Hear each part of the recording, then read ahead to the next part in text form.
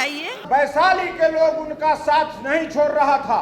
ऐसे तो आप इतने जोर से बोलते हैं, आज आप धीमे बोल रहे हैं। पूरी परियोजना की शुरुआत 1999 में ही हो चुकी थी, जब राबड़ी देवी की सरकार। जो अस्थि कलश मिला था खुदाई में महोदय, 3 लेटर नीतीश कुमार को लिखा जाता है, एक आम्रवाटिका सृजन भी किया जाए। वो पटना हाई कोर्ट जाते हैं। भिक्षा पात्र कंधार में रखा हुआ है। तब नीतीश कुमार ये कहानी बना करके कहते हैं, उन्होंने अपना भिक्षा पात्र वैशाली के लोगों को दे दिया। क्योंकि लेटर लिखा नहीं मांगा, संसद में उठाया नहीं हुआ, तब वो पदयात्रा करते हैं।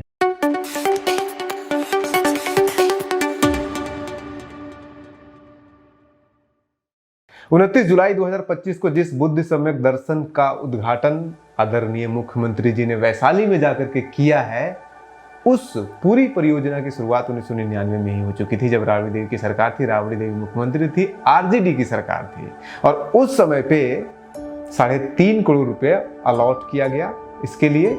और उसके बाद फिर केंद्र सरकार से जमीन मांगी गई, क्योंकि वो जो जमीन थी वो केंद्र सरकार की आर्कियोलॉजिकल सर्वे ऑफ इंडिया की जमीन थी, लेकिन भारत सरकार, उस समय की भारत सरकार ने परमिशन नहीं दिया, वो जमीन नहीं दी और नहीं बना।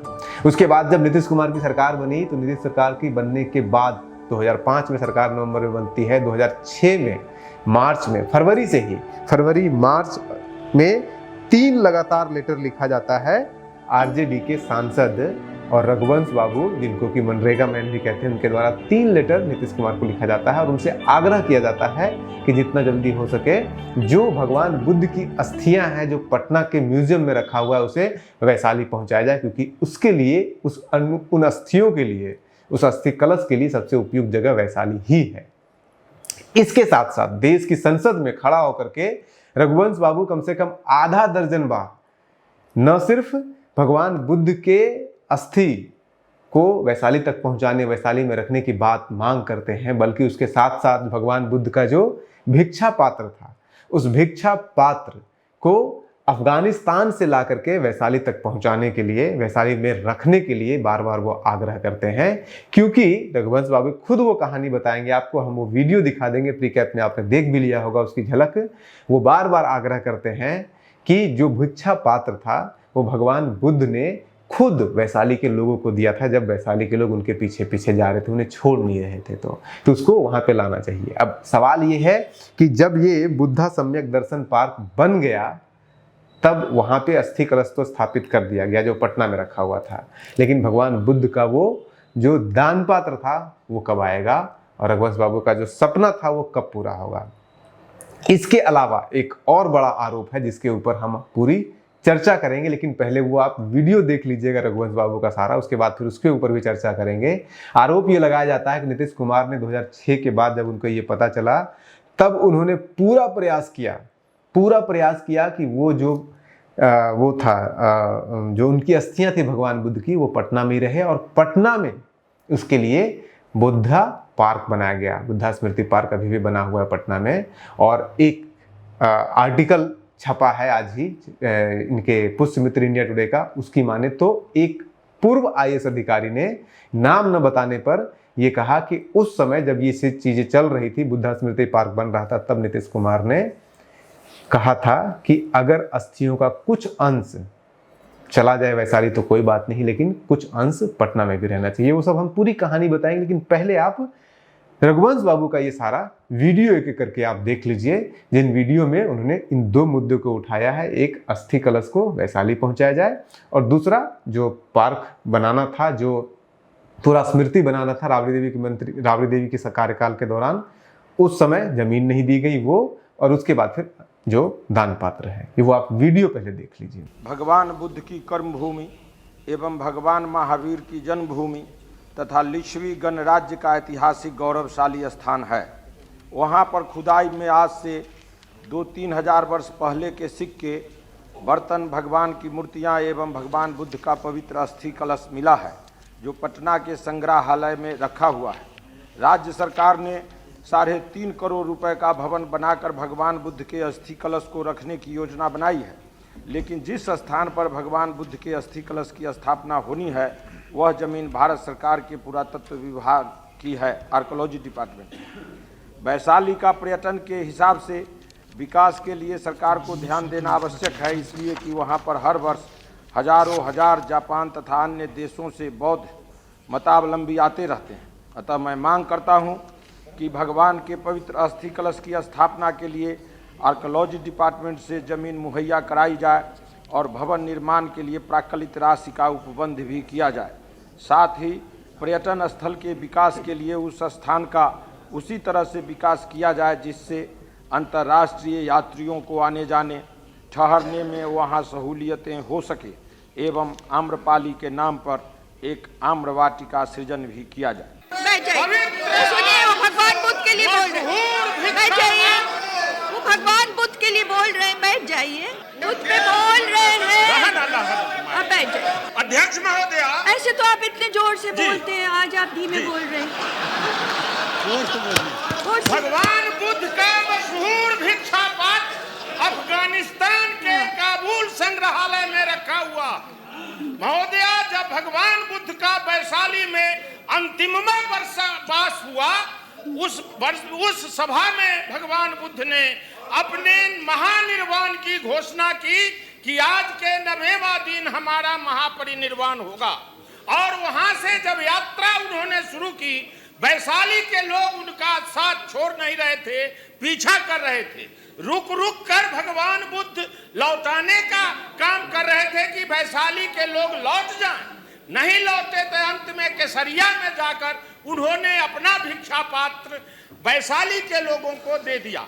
वह भिक्षा पात्र भगवान इंद्र, भगवान जम, कुबेर, वरुण 4 देवताओं ने दिया था।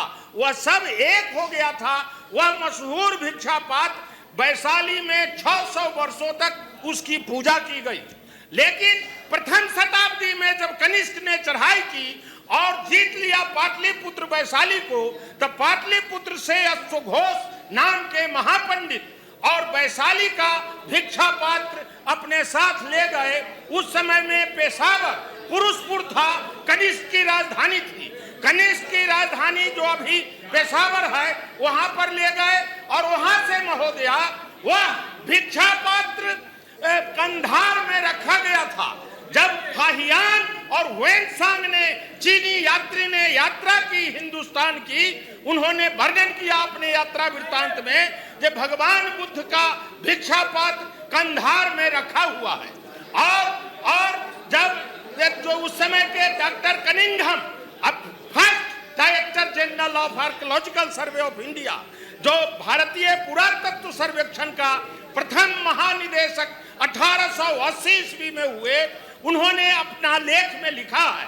जब हमने सवाल उठाया, विदेश मंत्री ने हमको लिखित उत्तर दिया है कि उनके एम्बेसी से उन्होंने जानकारी हासिल की कि अफगानिस्तान के अब प्रेसिडेंट नजमुल्ला के समय में वह भिक्षा पात्र कंधार से लाकर काबुल के संग्रहालय में रखा गया है। और इसके संबंध में डॉक्टर कनिंघम और फ्रांस के एक इतिहासकार, पाकिस्तान के पेशावर यूनिवर्सिटी के इतिहास के हेड और जवाहरलाल विश्वविद्यालय के रोमिला थापर, जिनका दुनिया में एंशिएंट हिस्ट्री में ख्याति है, Delhi university, Patna university, Banaras Hindu university, सभी के विद्वान इतिहासकारों ने और पुरातत्ववेत्ताओं ने यह साबित किया है कि वह वैशाली का भिक्षा पात्र है। तो इसलिए वो मशहूर और जो ऐतिहासिक धरोहर हमारा है वैशाली का, हम भारत सरकार से आर्कियोलॉजिकल सर्वे ऑफ इंडिया और भारत सरकार के विदेश मंत्रालय का ध्यान आकृष्ट किया कि महोदय सभी ऐतिहासिक पुरातात्विक सबूत के आधार पर जो वैशाली का धरोहर है, महान भिक्षा पात्र मशहूर भगवान बुद्ध का, उसको वापस लाया जाए। और इसमें मैं समझता हूँ सभी का समर्थन है और वह धरोहर को यहाँ पर लाकर वैशाली में स्थापित किया जाए, यही हमारी मांग है। अब इस वीडियो को देखने के बाद ये तो क्लियर हो गया कि ये जो बुद्धा सम्यक पार्क, ये प्रोजेक्ट कोई नीतीश कुमार का प्रोजेक्ट नहीं है।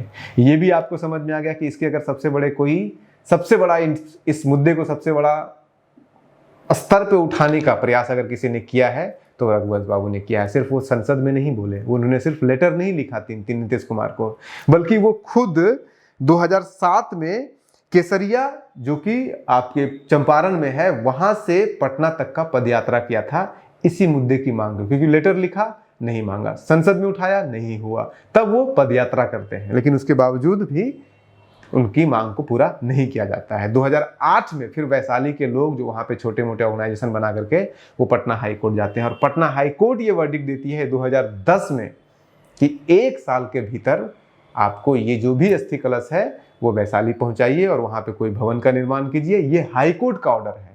और तब नीतीश कुमार ये कहानी बना करके कहते हैं कि मैं 2010 में वहाँ पे गया था यात्रा में, और यात्रा में जब वहाँ पे 3 दिन में प्रवास में था, तब उस प्रवास के दौरान मैं वहाँ पे गया था जहाँ पे उनकी अस्थि कलश को ढूंढा गया था, और वहाँ पे मुझे पता चला कि ये इसका जो अस्थि कलश है, जो उनकी अस्थियाँ हैं वो पटना में पड़ा हुआ है। तभी मैंने फैसला लिया कि उसको वापस वैशाली लाना है। जबकि रघुवंश बाबू इसको लेकर के 1999 से लगातार संसद से लेकर के, सड़क से लेकर के लेटर लिख चुके हैं। 3 लेटर लिखा गया है। 28 जनवरी को पहला लेटर नीतीश कुमार को लिखा गया लेटर है, 28 जनवरी को पहला लेटर, 2 मार्च को दूसरा लेटर, 14 मार्च को तीसरा लेटर। और ये सारे लेटर जो इंडिया टुडे के पत्रकार हैं पुष्यमित्र जी, उनके पास पड़ा हुआ है। उनको ये पत्र उनके बेटे की तरफ से मिला है। तो ये कहानी है, और इस कहानी को किस तरह से बरगलाया जाए, झुंझलाया जा रहा है। वैसे इसकी कहानी को और भी अगर विस्तार से अगर आप जानिएगा तो कहानी यही है कि ये जो अस्थि कलश जो वहाँ पे मिला था वो लगभग 1958-59 के आसपास मिला था, और 10 साल तक वो वहीं रहा है, वैशाली में ही रहा है। 1966-67 में इसको पटना लाया गया, और फिर इसको पटना से वापस वैशाली पहुँचाने में 5-6 दशक का समय बीत गया। ये कहानी है। कुछ हीरो होते हैं जिन्हें किसी खास चीज़ के लिए याद नहीं किया जाता है, लेकिन हमारा काम है कि उन परत दर परत सभी चीज़ों को खोलें, और पुष्यमित्र जैसे पत्रकार जी को धन्यवाद भी कहें कि उन्होंने इस तरह का इशू लाया था। हमारे नज़र में वो जो वीडियो था रघुवंश बाबू का, वो बहुत पहले से था, लेकिन ये हमें बिल्कुल पुष्यमित्र जी के थ्रू ही पता चला कि रघुवंश बाबू ने 3 लेटर भी लिखा था, पदयात्रा भी किया था, इसका भी हमें ज्ञान नहीं था। तो बने रहिए न्यूज़ हंटर के साथ। नमस्कार।